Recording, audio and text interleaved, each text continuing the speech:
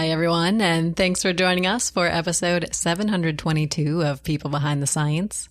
I'm your host, Dr. Marie McNeely, and this week we are looking forward to revisiting our interview with Dr. Young-Hui Chang from June 12th of 2017. Listeners, Young-Hui's work examines the fascinating phenomenon of locomotion. He is interested in how the nervous system controls movement during locomotion and how this nervous system control is influenced by mechanics and physics.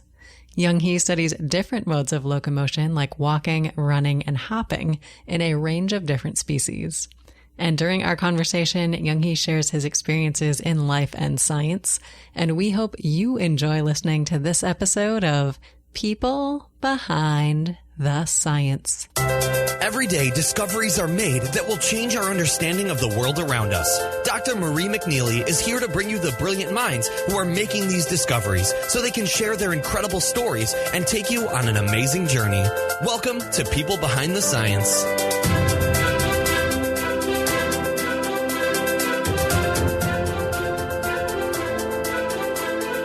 Hello, everyone, and welcome to another episode of People Behind the Science. Today, I am thrilled to introduce you to Dr. Young-Hui Chang. So, Young-Hui, welcome to the show. How are you today? Hi, Marie. Thank you very much for inviting me. I'm doing great. Excellent. Well, we are excited to chat with you about your life and your science, but I do want to start by telling our listeners just a little bit about you first. So listeners, Young-Hui is a professor of biological sciences at the Georgia Institute of Technology, or Georgia Tech, where he directs research in the Comparative Neuromechanics Laboratory. He received his bachelor's in mechanical engineering and his master's in animal physiology from Cornell University. Next, Young-Hui conducted his doctoral studies at the University of California, Berkeley, earning his PhD in Integrative Biology in 2000. Prior to joining the faculty at Georgia Tech, Young-Hui was a postdoctoral researcher at Emory University, and while at Emory, he was awarded the Association of Korean Neuroscientists President Outstanding Research Hanwha Award. And Young-Hui was also awarded later at NSF CAREER Award while at Georgia Tech. And Young-Hui has joined us today to talk about his experiences in life and science. So today, Young-Hui, we want to get to know you both as a scientist and as a person. So can you start by telling us what you like to do when you're not doing science?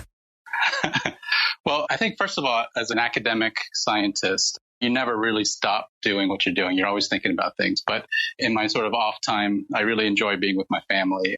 My wife is a busy executive in the business world, and she travels a lot. So we are usually just juggling family routines with two young boys. But we like to go outdoors, do hiking and camping sorts of activities with them.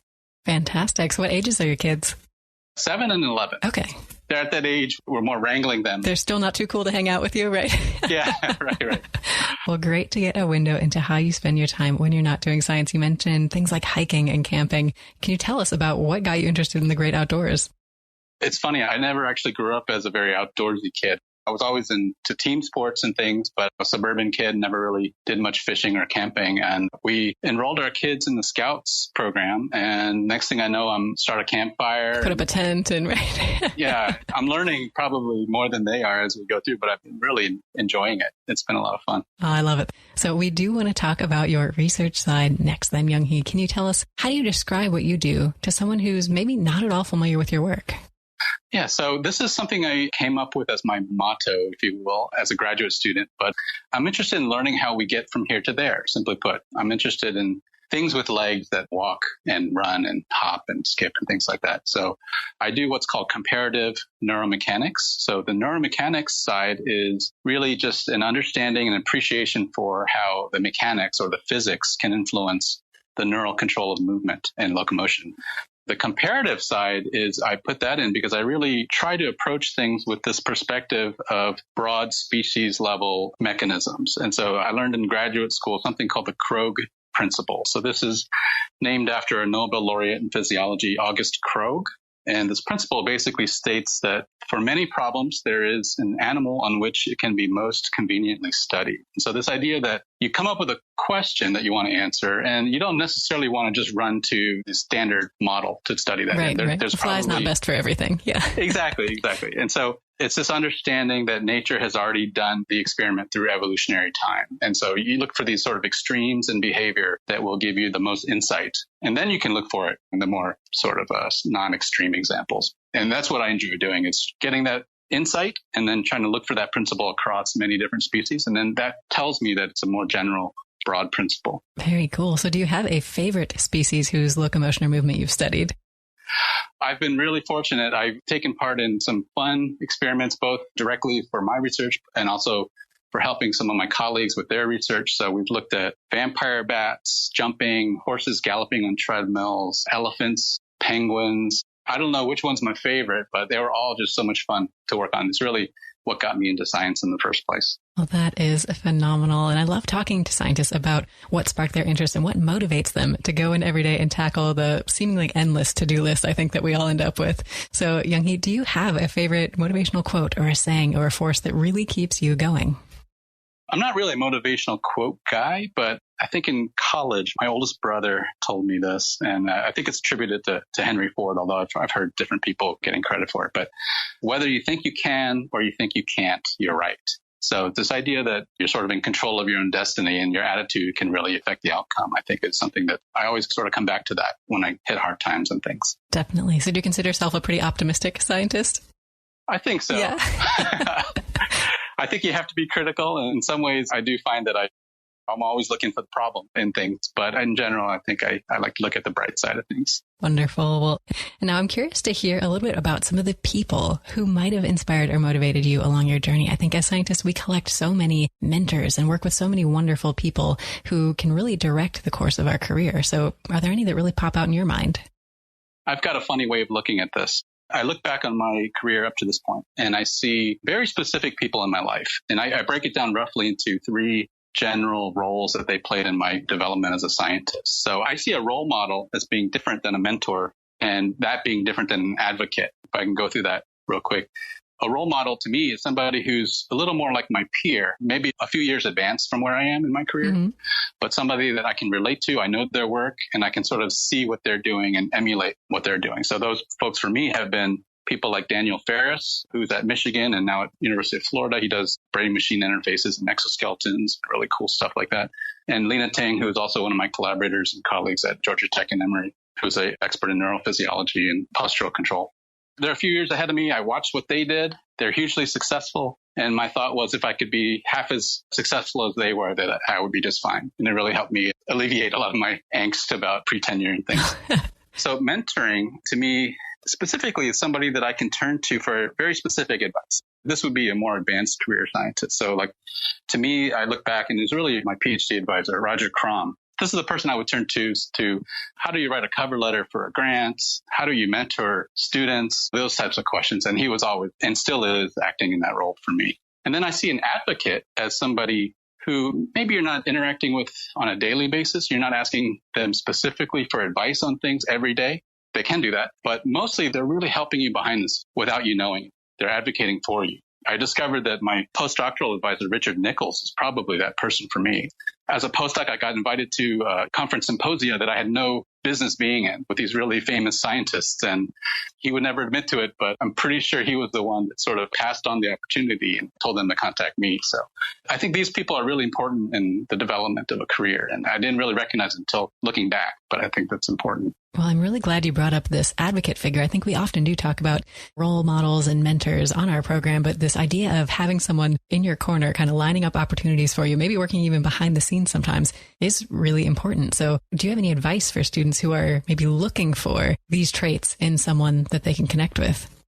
Yeah, I think so. When I talk to prospective students, I'll often say, hey, here are some students that have gone through my lab. Contact them. They'll give you a student's perspective on what it's like to be in the lab. And so I think it's helpful to get that from somebody who's either a senior graduate student or maybe someone who's already passed through that lab. They can tell you what it's like in there and you can get a feel for what kind of mentoring you'll get. Definitely. Well, thank you so much for talking about some of these people who had a big impact on your life and career. But I'm curious to hear about where it all began, Young-Hui. Is there a particular memory that really sticks out in your mind or a particular time in your life where you remember just starting to get interested in science?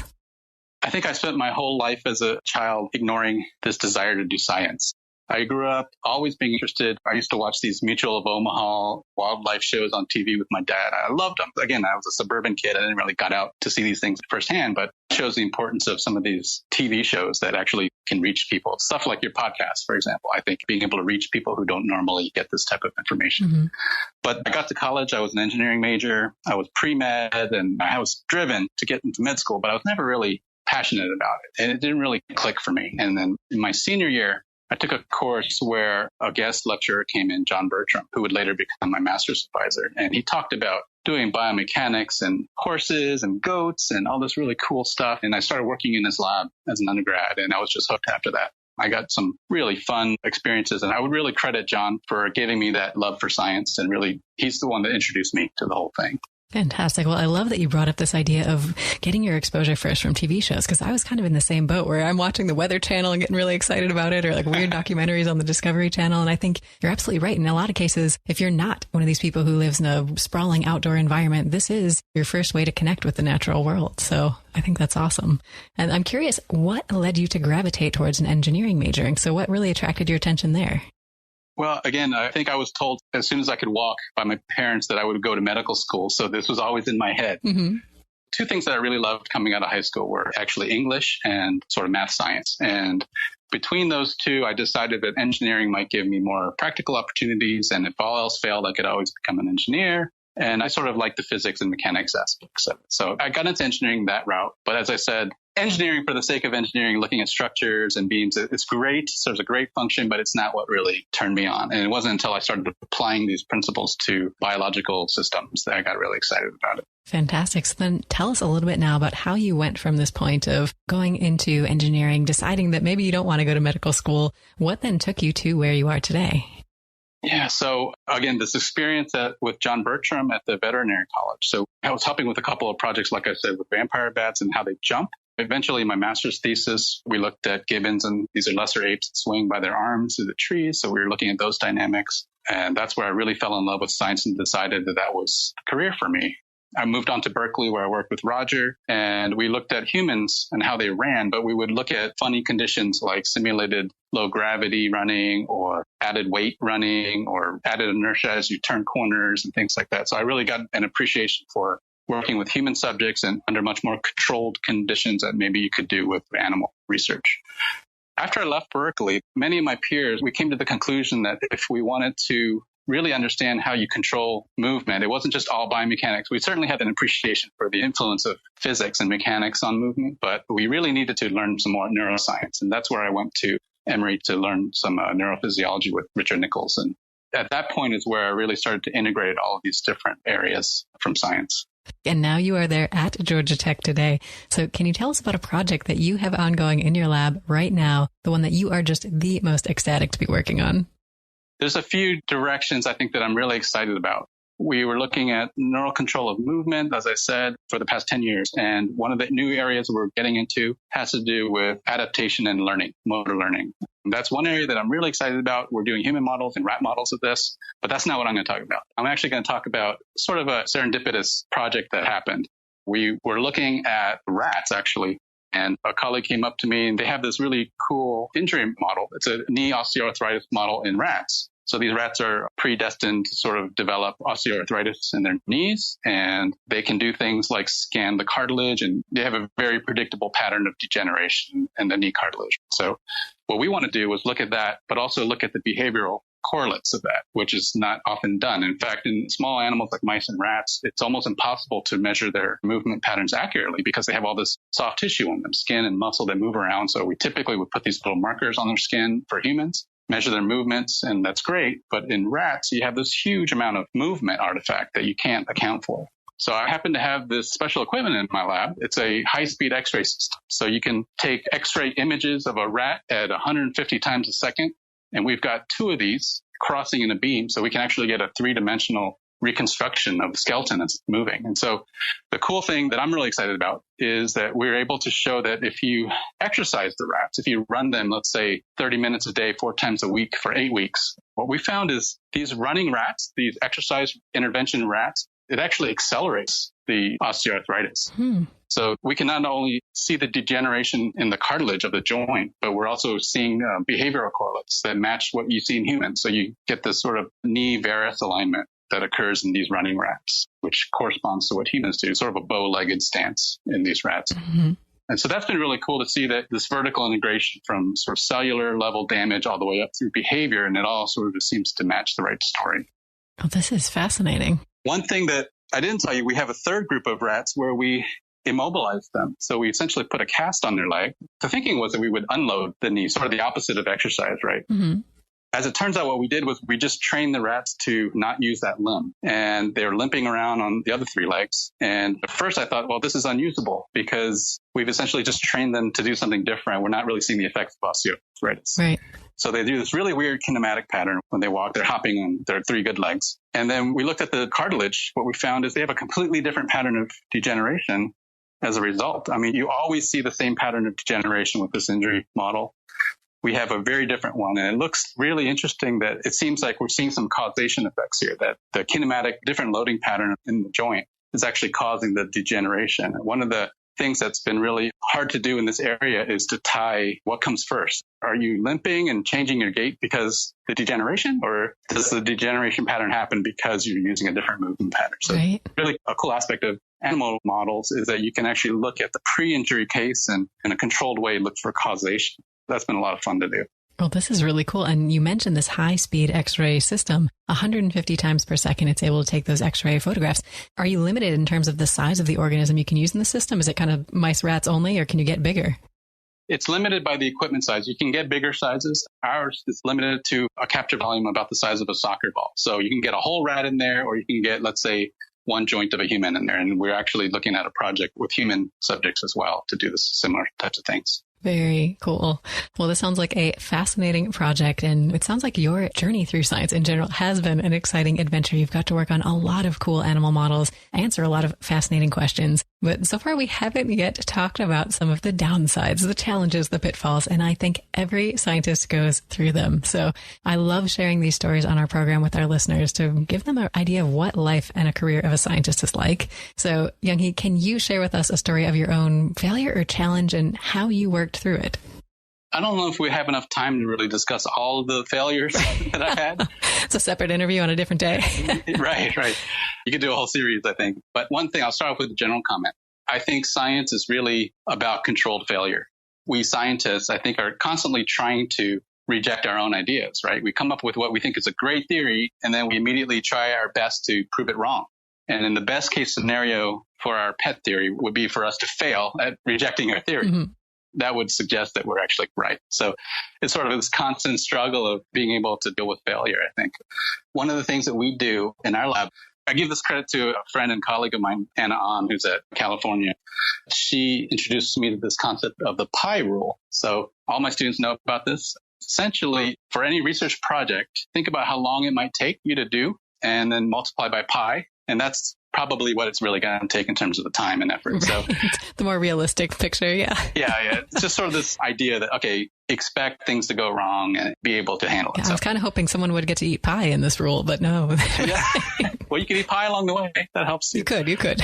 So I think a specific challenge that I had related to this transition from my postdoc to my faculty position, I had collected behavioral data, kinematics data on cats for several years as a postdoc. And then I was trying to analyze this data even into my faculty position. So here I am, an assistant professor, untenured, trying to be productive, and I cannot make any sense of this data. And as maybe not surprising to anybody who's ever owned a cat, but cats, they were all doing different things. Mm-hmm. The behavior was all over the place, and I could not make heads or tails of it. Mm-hmm.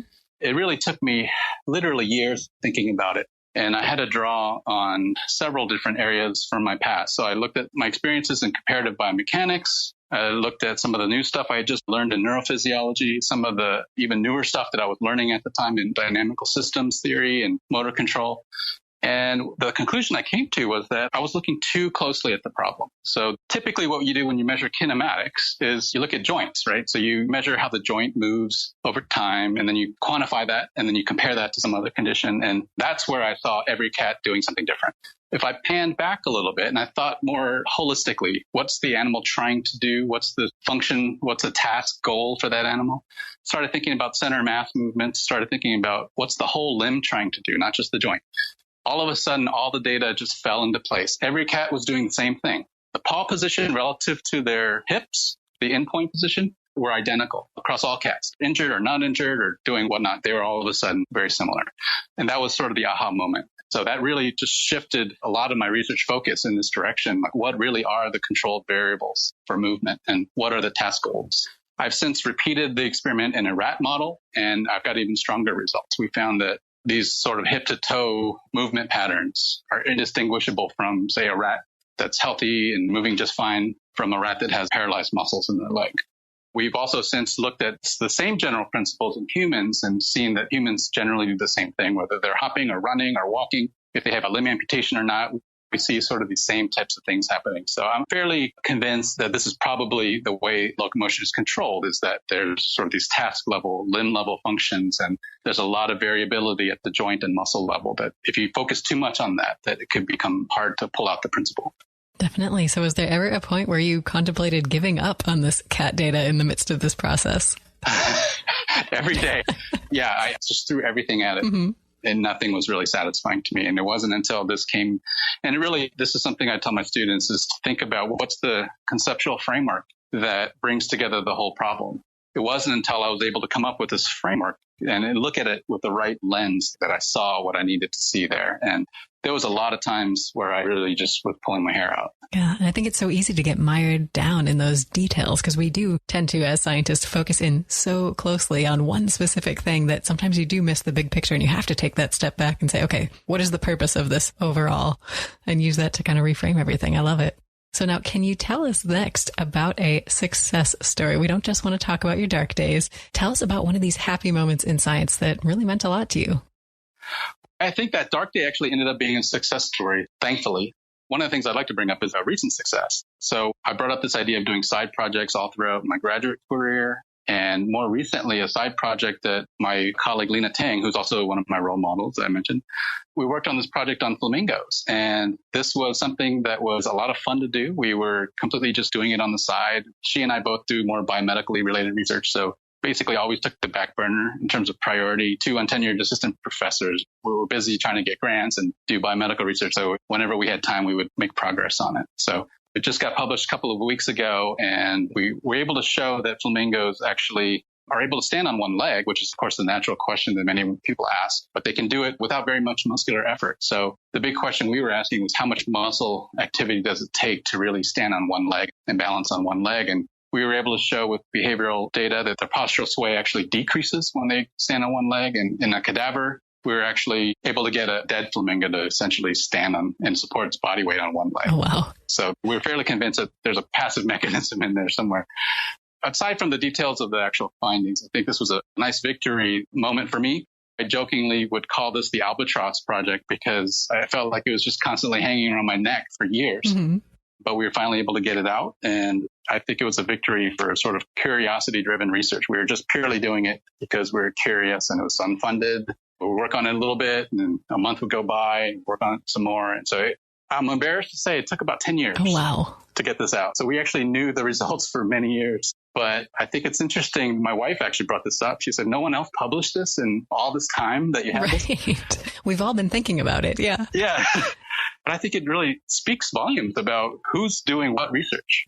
If you look at the amount of research going on, especially biomedical research, 98% of all the work done is on rats and mice, which is great. And that's very necessary for a lot of things we need to know. But there's all this other stuff out there, all these great questions and things like flamingos and other animals that are out there that maybe aren't being asked and aren't being answered. So I think it really speaks to that there are these fundamental questions that a lot of people are interested in, but maybe there just aren't the resources or people to do the work. Definitely. And I think this particular question is something so many non-scientists can relate to, right? Because we've seen flamingos at zoos or down visiting Florida or even in people's lawns where it's just iconic. They're standing on one leg and no one ever really stops to think for long, I guess, why. And I think it's awesome that you guys really dove in and tried to answer that question in 10 years. That is amazing. I really didn't want to bring that number up, but yeah, we started our first data collection about 10 years ago. So are flamingos easy to work with, can I ask? In many of these cases where we're working with these sort of exotic species, and flamingos are no exception, we often rely on the caretakers, the zookeepers, or whoever the keeper happens to be. They're the experts. They handle the animal. We just sort of go in with our equipment and make our measurements. In this case, they were being hand-reared at the zoo, so they were actually very easy for the keepers to work with. We were there, but, we weren't hands-on handling them. Gotcha. I was going to say, trying to get it to sit like right in the middle of the force plate and just hold still. It's funny because of all the animals that I've studied, usually you get them to walk across a force plate either by chasing them or having them chase you. Mm-hmm. In this case, we actually had to sit around and wait for them to fall asleep, which is in some ways the most boring research I've ever done. Right. By the time you're ready to collect data, everyone's sleeping. It just took so long, but it was fun. Just being there with these animals. It's a privilege, really. Well, congratulations on this amazing success. Thanks. I'll say one thing that sometimes I maybe spend too much time reading. We've gotten some press coverage, and I'll read some of the comments in these articles. And there's inevitably somebody who says, well, I can't believe we're wasting money on this. I see that time and again, not just from my research, but a lot of research. It's funny because, as I said, this was a completely unfunded project. We were just kind of doing it for the love of science. But I think there's something important to say to people in society in general, that learning for the sake of learning is worth doing and worth providing resources for.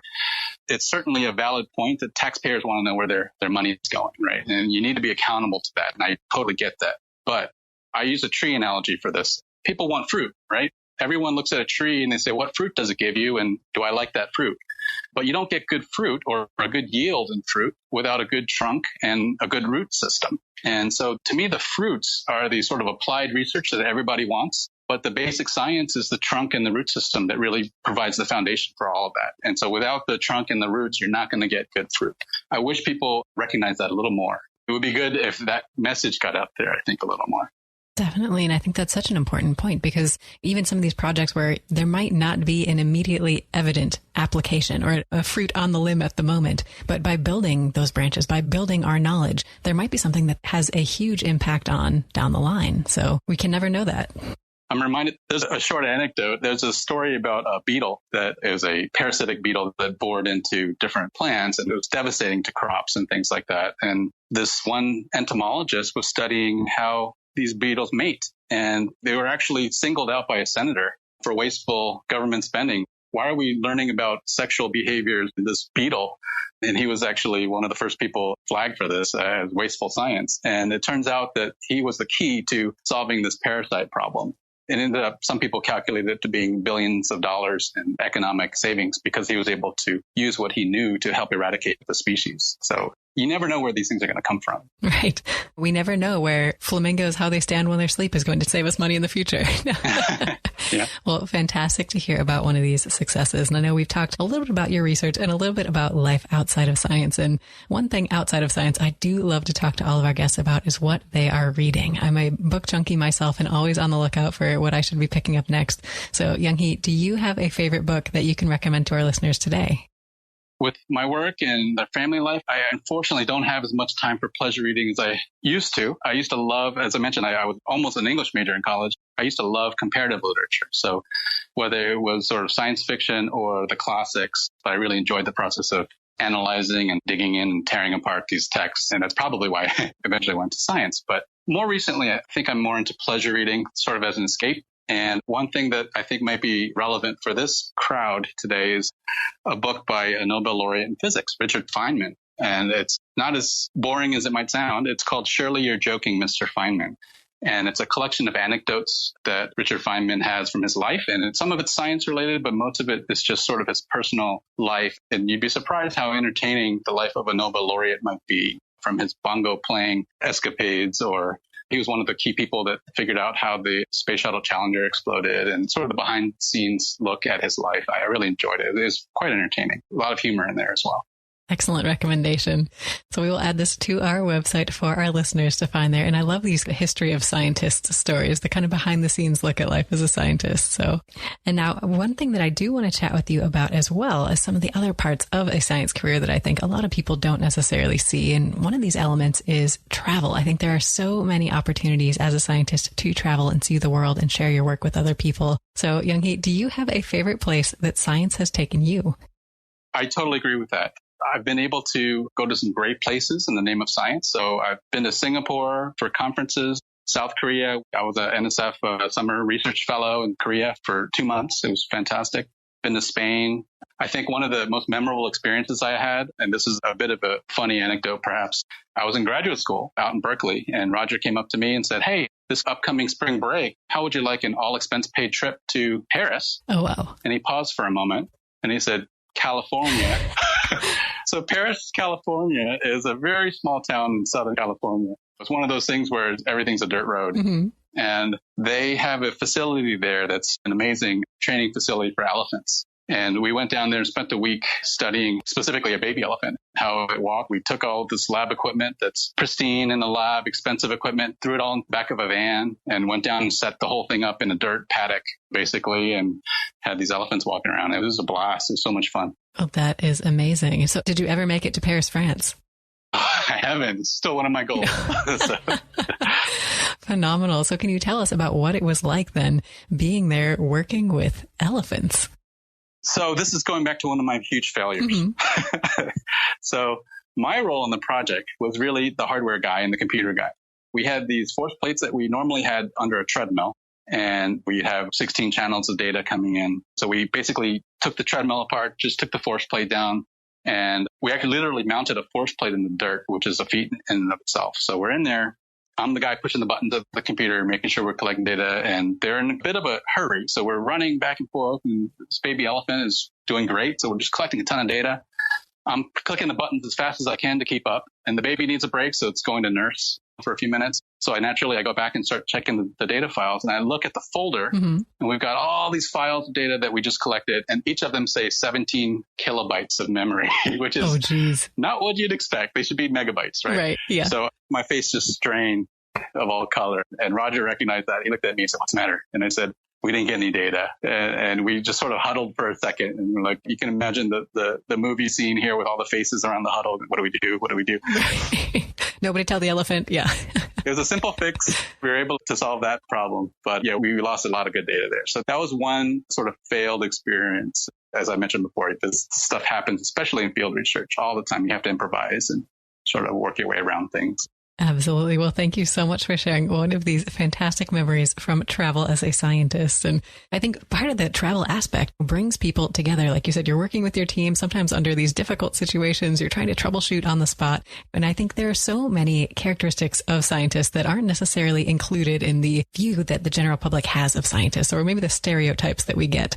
So I do love chatting about some of these fun, funny, and hilarious memories that you've shared with your colleagues as a scientist. So do you have one of these stories of the human side of science that you can share with us today, Young-Hui? I think I may have had too much fun because I have a lot of these stories. Mm-hmm.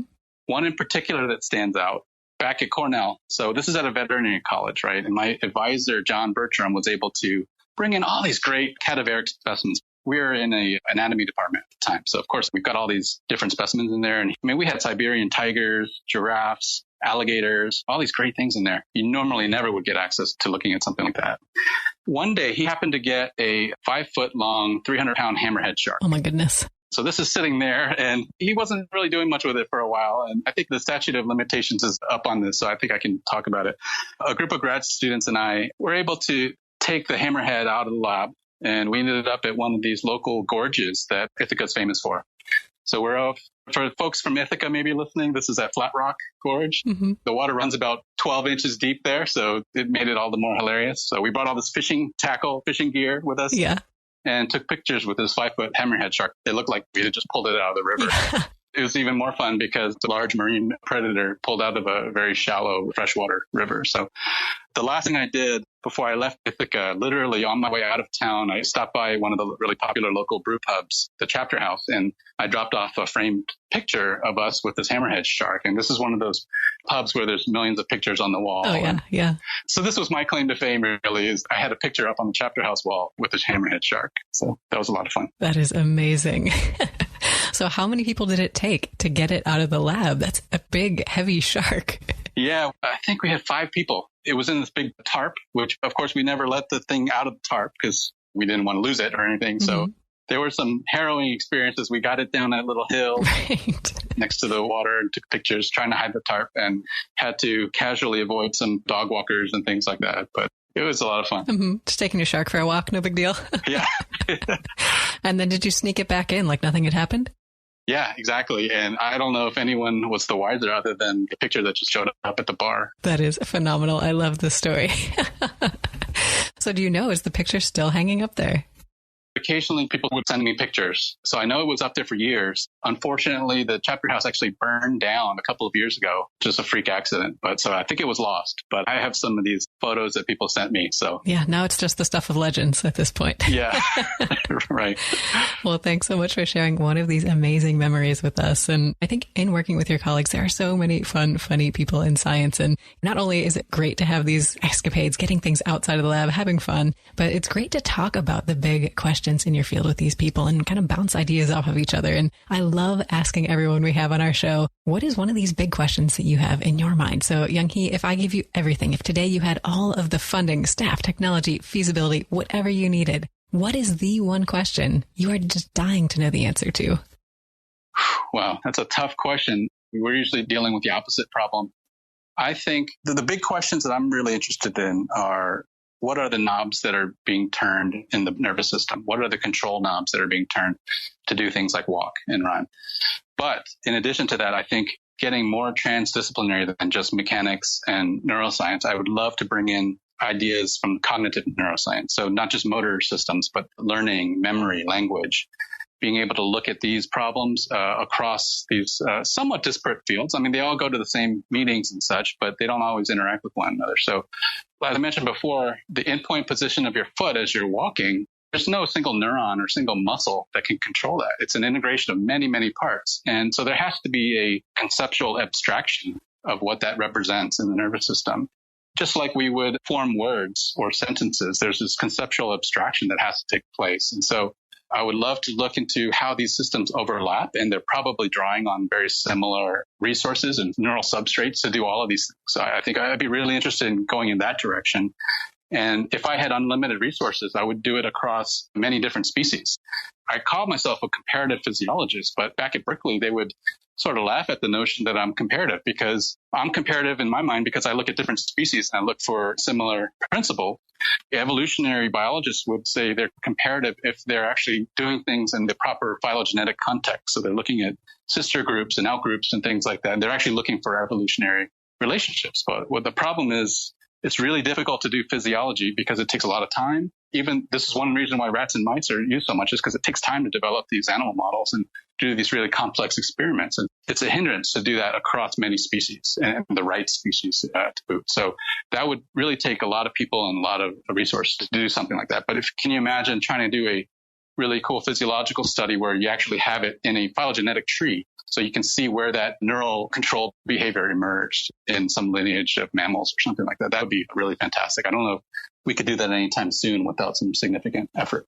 Absolutely. Well, I think you touched on an important point here in that these big picture questions, you do have to draw expertise now from a variety of different fields. And I think we're just starting to get to the point where we're really starting to investigate these questions and starting to bridge these gaps between fields, because science, I think, so often ends up being quite siloed. Yeah, I agree. And this is one of the golden ages, I think, where collaboration is almost a must nowadays to do the work. And I think it's probably for the better. Definitely. Well, thank you for dreaming big with us today, Young-Hui. And I want to give you an opportunity to pass on to our listeners some of the things that you've learned over the course of your career. So I want to ask you, is there one piece of advice that you received at some point that was really helpful for you that you want to pass on to our listeners today? Well, in academia, there's no shortage of advice being given or taken, I think. And I love receiving it. One thing that stands out is something that Roger told me in graduate school, which was when you see hoof prints in the sand, think horse, not zebra. And it's basically a variant of Occam's razor, right? So if you see some data, the simplest explanation is probably the right one. So oftentimes as a graduate student or even now, you have these great ideas of what's going on. And far-flung hypotheses, yeah. Yeah. That'll explain it, but it could be really something simple. So it kind of keeps me grounded when I get off on my little tangents and things. I love it. Well, fantastic advice to give our listeners. Young-Hui, is there any other last message you want to leave them with today now coming from you? I think just it's sort of reiterating the same message, but I tell my students this all the time. When you get really challenged with a problem, and just in general, even if you're not challenged, but go outside your field, go to seminars, go do papers that are not in your direct field of research, because oftentimes what seems insurmountable in your own field, what everyone sort of accepts as undoable in one field, might be trivial in another field. It could be dogma that it's easily doable in another field. And so I think people oftentimes miss the boat on these things because you get into a way of thinking in the field and everyone thinks the same way. So you go outside that field. I'm talking about very different areas of research. You see how they approach the same types of problems, even though they're very unrelated. And they could give you a lot of inspiration about how to solve your own problems. I think that's something that I've really latched onto over the years. And I think it would be my advice, I guess, to somebody. Excellent advice. And I think this will save a lot of people from finding themselves recreating the wheel when someone's already done it, maybe in a completely different field. So it's a time saver too. Exactly. Chances are someone has solved that problem already. You just got to find out who. Absolutely. Well, fantastic advice to leave our listeners with today. Young-Hui, can you tell them if they want to learn more about you and your amazing work, where should they go? Email is probably the best form of communication. I have a rather long email address, yh.chang, C-H-A-N-G, at ap.gatech.edu. A simpler way to do it would be to just Google comparative neuromechanics, and I usually am one of the sites that pops up, and you can probably find me that way. Well, listeners, definitely reach out to Young-Hui if you have any questions. And Young-Hui, thank you so much for joining us on our program and sharing some of your experiences in life and science. Thank you so much. It's been a lot of fun. Well, it was a pleasure to have you here with us today. And listeners, wonderful to have you here as well. We'll see you next time on another episode of People Behind the Science. Your voyage to explore the lives of today's exceptional scientists has just begun. You can find everything we talked about today, including our guests' favorite books, biographies, photos, and more, when you visit us at www.peoplebehindthescience.com. I look forward to chatting with you next time on People Behind the Science.